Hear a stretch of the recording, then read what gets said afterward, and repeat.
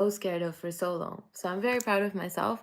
Now, the basis of Aliolin, which is the show we're making, is it really came as a personal story. I'm sure I've told the origin story many times, but the core of it is really a person that is at the bottom of a really tough mental health space.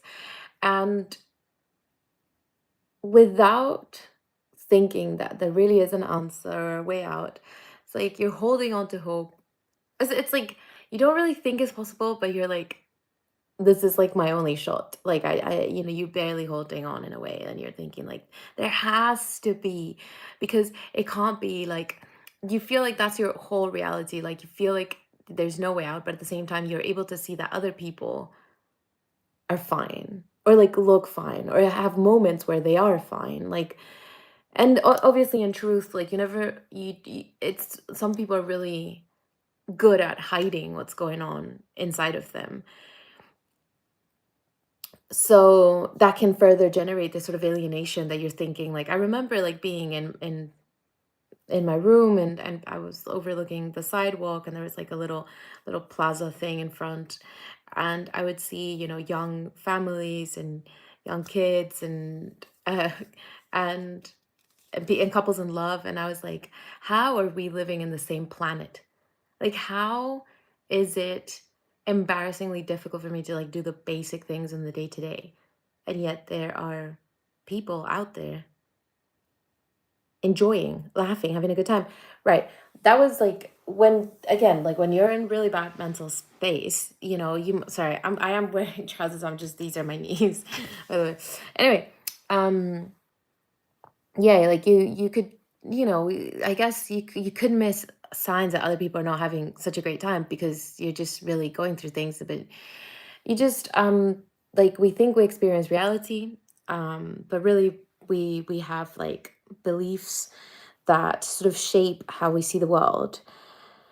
And the feeling of wanting to have some sort of certainty, sometimes, many times when we have like strong beliefs, we then look for evidence to back our beliefs.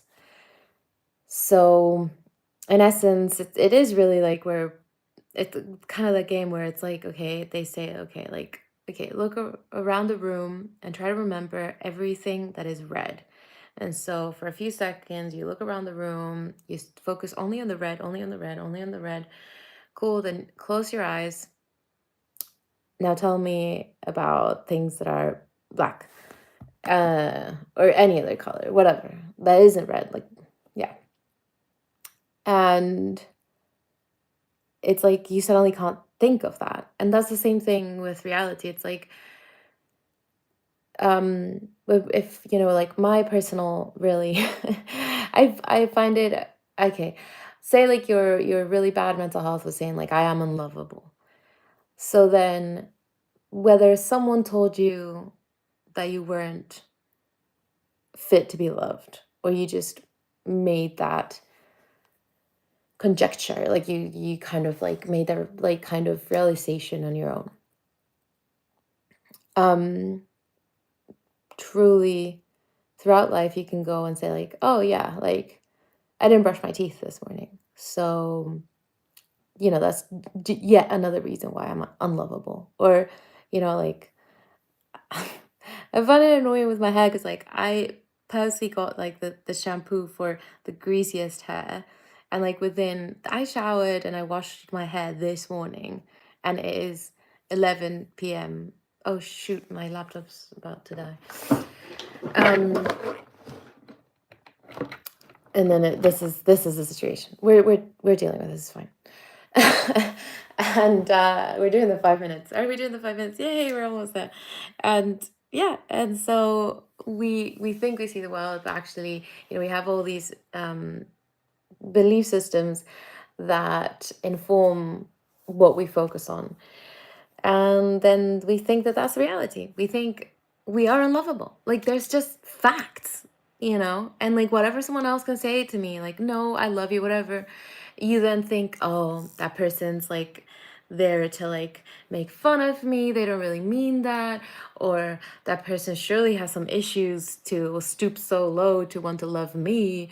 Or that person's just lying. They pity me, whatever. So really, truly, we have to take on that journey of do the mental health. As much as we would want, like I would love so much to take the pain away from people I love. But I can't do that because just as much as like anybody that knew that I was suffering, I'm sure would have been like, oh, just like don't. If I could take it away from you, I would. But it is our own journey. And I was joking with someone and they were like, oh, but like I don't really care too much about myself. Like I wouldn't invest in my own mental health for myself. And I was like,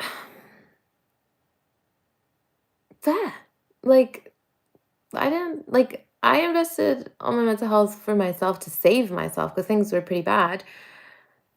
But they shouldn't need to get to that level of bad in order for us to think like, oh yeah,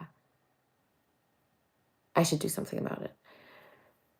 In the end, I drew the line at my mental health or intervening in my career. Like for me, that was where I drew the line. But again, it didn't need to get that far. So for whatever reason that you might find compelling, do it for that. And then you'll fall in love with the journey, and that's pretty much it.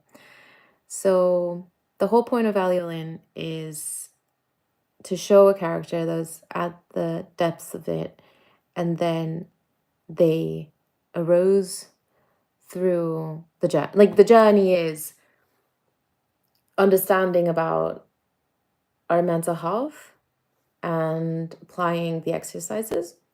That's pretty much it. Point is, the information is out there, but I just feel like there's so much information. And I say information with inverted commas because a lot of the time, like, we just don't know. Like, I'm making this video and I have my own experience of my own life and I can say what has worked for me. But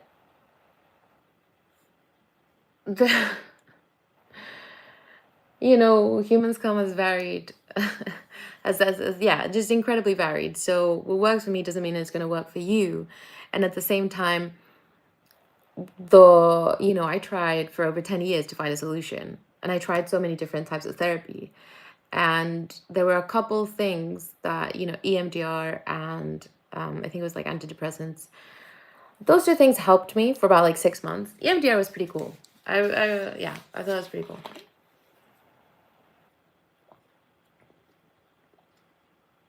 Oh god, this is so good. I like the pink one. Anyway. I feel like this is the point in life where this is a sleepover. Where like reality intermixes with life. Like my partner, this is not a space for that personal stuff. I was gonna say like we just have different sleeping schedules. I'm the kind of person that likes to wake up early, so I've just been like scared of doing these lives. Like, oh, do I have enough to say about the show? Do I not? And so I think, oh, I better wait until nighttime so I can do the live to kind of recap what I've done throughout the day. But actually, I think it works just as fine if I do the 5-minute lives first thing in the morning, and then I just recount what I did the night before, and instead of looking like this, I can look like, fresh faced. Okay.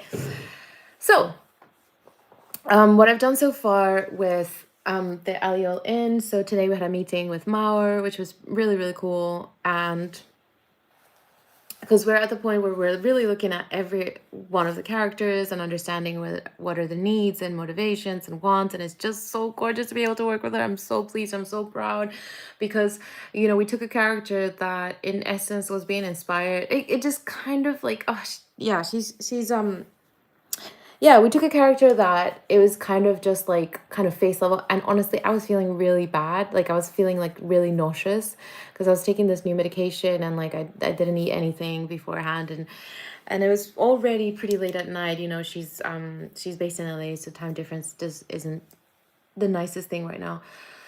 So anyway, we did that. I've been rereading the Thrive, so it's helpful. But that's pretty much it.